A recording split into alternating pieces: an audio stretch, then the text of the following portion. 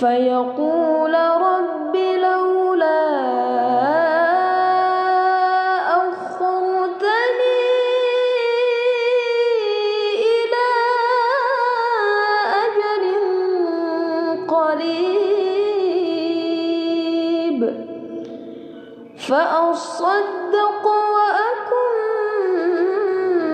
من الصالحين ولن يؤخر الله نفسا إذا جاء أجلها والله خبير بما تعملون صدق الله العظيم.